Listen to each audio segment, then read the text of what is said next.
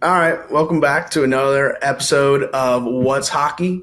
Before we get into the conference finals that we have going on, we're going to go ahead and jump into Around That Hockey as we normally do. Keaton, there's a series of hirings across NHL. What do you have on that? So it looks like the Kraken did fill their void of Dave Haxtell getting fired. Looks like they get Dan Bilesma, who I believe in 2011 won the Jack Adams Award. So they've got some hockey mind. I did read that he was the assistant head coach for the Red Wings in 2018 to 21, if I'm not mistaken. And those were some pretty rough years in the Red Wings history. I'm not going to lie. So they could just be getting a blank slate, figuring out what's going to be good for them, and go from there.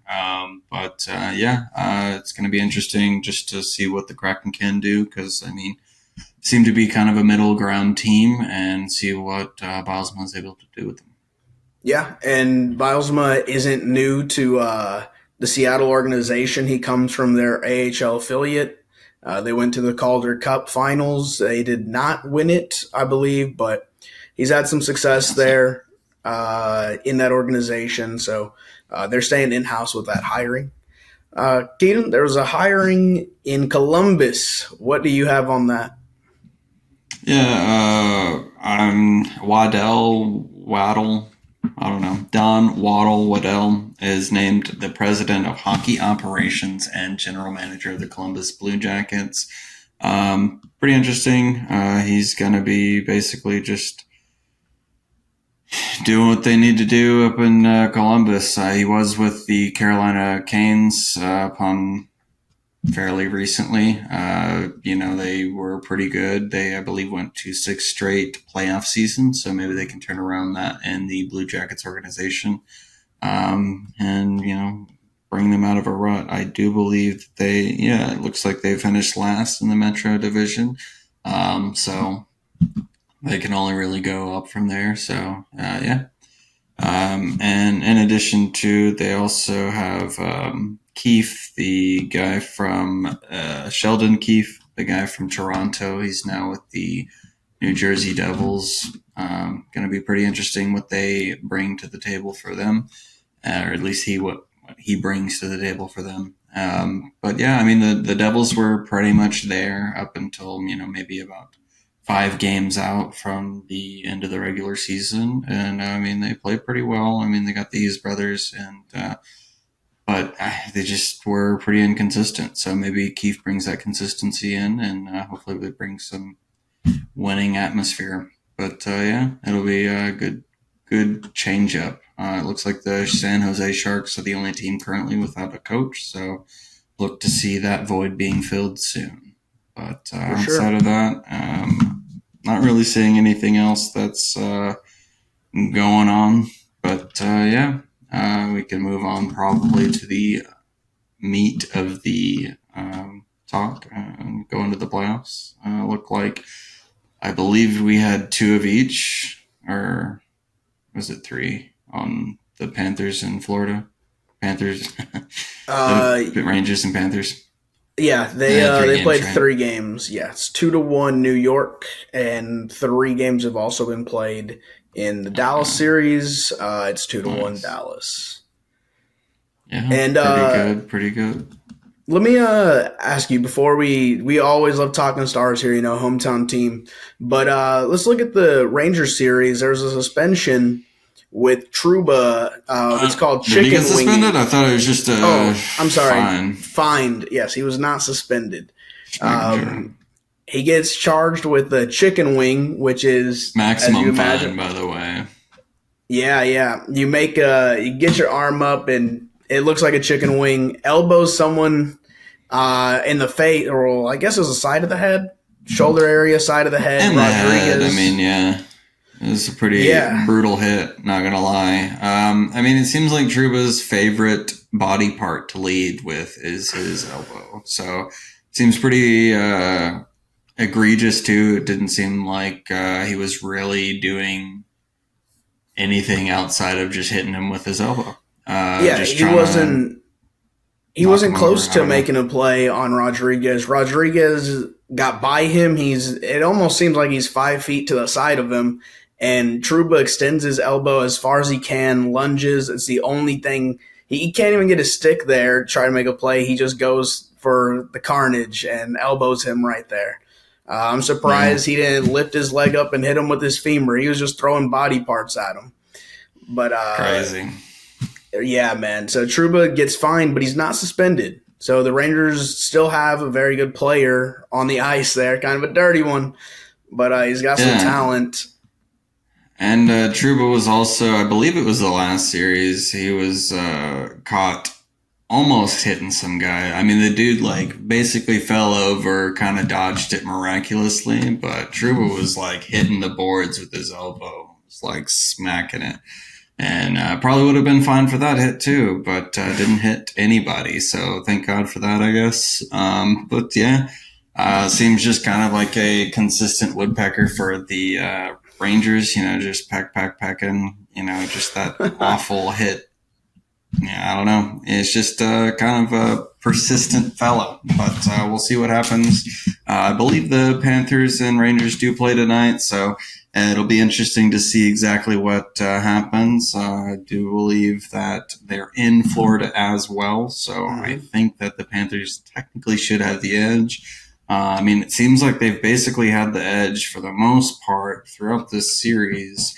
It's just unfortunate. I mean, they just keep putting pucks on net, and the Rangers just get the more accurate goals and just hold off because Shesterkin's just going ham. He's just saving everything left and right, and the Panthers just can't score. But yeah, I mean, the last game, it was pretty close. They went to overtime. It was 4-4, and I believe in the end of the first, it was 2-2, and the end of the second, it was 4-2 Rangers, and Yeah, the Panthers tie it up, I believe, midway through the third period, and they just can't finish it. They just can't close the game out. They've had plenty of opportunities to do so, and they just couldn't get it done. And the commentators were saying, you know, like as soon as it hits overtime, you know, it's a fresh period. The Rangers are going to be brand new, and it's just going to be behind them, and they're going to play how they're going to play. And that's basically what happened. They went to overtime. It was a brand new series, and the Rangers won it. It was a pretty yeah, easy game man. for them. And you know, you Yeah, mentioned the two goals in the third period. They were like a minute apart from each other, and everything was saying Florida's going to score again, go from the tie to taking the they lead. had Like like they're 40 shots on goal, if not more. I don't even know. I they, believe like the ratio was like 90 shots, not on goal, but shots in general, to like yeah, 30 of the yeah, Rangers, at least up until insane, the man. overtime. And they Yeah, just dominated. I mean, I would have thought the Panthers would have won that game, and they just didn't. So dude. it'll be I, interesting to see what they do tonight. But I mean, the Rangers have just been a very immovable object, it seems. So the we'll Rangers, see they if the just like Panthers have an object. they stick around, man. Like that is a scrappy Yeah, team. Some would say they're a dirty team. They're talented. They just stick around, and like even in that game, they are up 4-2. It's not like they really made the comeback, but they do hold off Florida on that what seemed like an inevitable run of goals that would have wound up with Florida taking the lead and winning the game. The Rangers win on the road. And so, like, and going into overtime, I thought for sure Florida's going to close this out. And you mentioned Ilya Starkin. He's a great goaltender. Igor, Uh, Igor, sorry. Yeah. Yeah. Dang. I got him a little confused with the other New some York other guy. goalie. Yeah. Anyway, Ilya Sorokin. Is that his name? Anyway, this Yeah, series is one that you and I disagreed on the outcome where, although we agreed that it would go to 7 games, I had it going New York's way. You had it going Florida's way. Tonight's game is in Florida. They have a chance to tie up the series. Do you have a prediction for the remaining potential 7 games or potential 2 more to end it? I mean, I honestly think it'll still go to 7 games, and the Panthers will still win it. But I mean, the first game, the Panthers dominated. They won that game in New York. And then, you know, New York had some answers, finished up that game, ended up winning, and came into the Panthers' territory, went into overtime, which, you know, could have basically gone either way. So if the Panthers find a way to win tonight and hold that advantage or at least momentum, I still will believe that they'll go to Game 7. But I mean, if they lose tonight, I don't really know what's going to happen. They'll probably just lose all of their momentum. But yeah, they're just going to not really feel that mentally strong, I would say, because it's pretty tough to lose 3 in a row right after winning the first game. Sure. And this is the first series that Florida's played where they don't have home ice advantage. If this goes to 7, it'll be in New York. You did mention New York lost game 1 at home, but they regained the advantage winning on the road in Florida.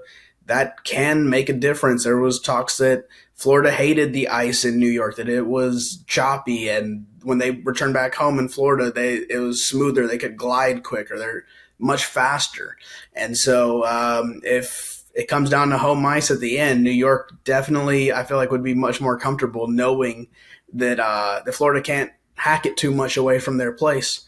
But yeah, I think you're going to hold firm on your prediction. I will hold firm on mine as well. I'll say that it does find its way to 7 games, but New York does come out on top. That 7th game, if it occurs, will be next Monday, I believe. So we will know our finals matchup before our Stanley Cup final matchup before we record again. Now moving on to the series that I know y'all have been waiting for, the Dallas Stars. We're a night removed from an incredible comeback. Last night they're down 3-0. It's not looking good. I'm sorry, was it? I thought it was 2-0. Was it 2-0 when Robo came through? I'm pretty sure it was 2-0, and then they scored 2 and tied it up, and then got to 3-2, and then they tied it up, and then you guys won. So yeah, I do think did Robertson? I believe there was an empty netter. My memory's so bad. This was last night, and there was an empty netter at the end. Heiskanen made that. And why do I remember that? But I can't remember other things in the game.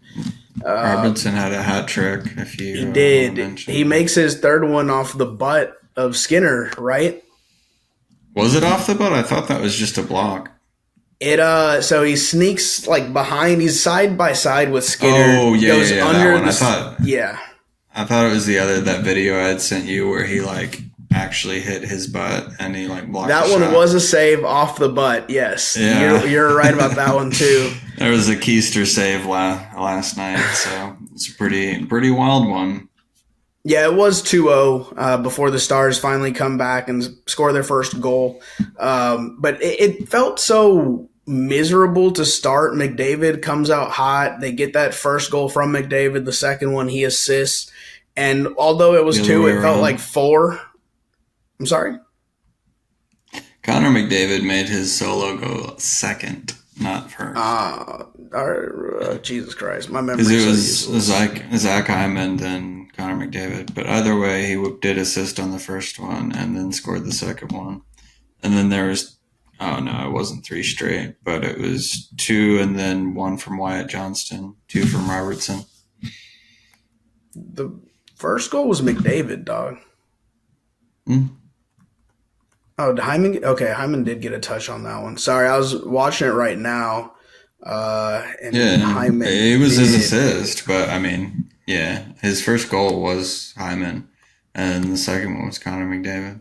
It says it on the app. Yeah, I'm watching it right now. Yeah, he scrappily fights for the second one.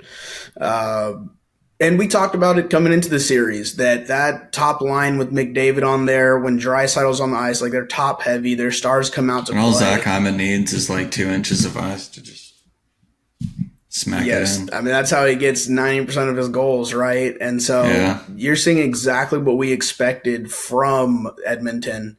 Now the Stars have shown what they've shown throughout the whole playoffs is resiliency. Being able to beat down strong. Early. Yeah, very much so. They come back. Robertson. Going into Edmonton, too. Yes, and as we mentioned, Robertson gets that hat trick. What I really loved, Game 3, that we didn't have previous games, was Rope Hintz. The way he played, the energy he brings, I'm very happy to see it. He even got 2 assists that night, so it was a big help for the Stars. 1,000,000%, man. I mean, this is a guy that last year he had a chance to finish with the most points in the playoffs had we, of course, not got it knocked out when we did. But he was just on an incredible tear in the playoffs. And so this is someone who has shown, their quickness, their skill, their talent, but they've shown it in pivotal games in the playoffs when it matters the most. There's a little bit of worry being that he's coming off injury. Okay, is he going to be 100% healthy? Are we rushing him back and he's not going to perform, to the standard that you really want to see? And he was a lightning rod in his first game back. So I'm really happy that we got Hintz back in the lineup. It's just another player that you can rely on an already deep team who's made it this far without him. So I'm very happy to see that. Yeah. And you know what, Keaton? So, sorry.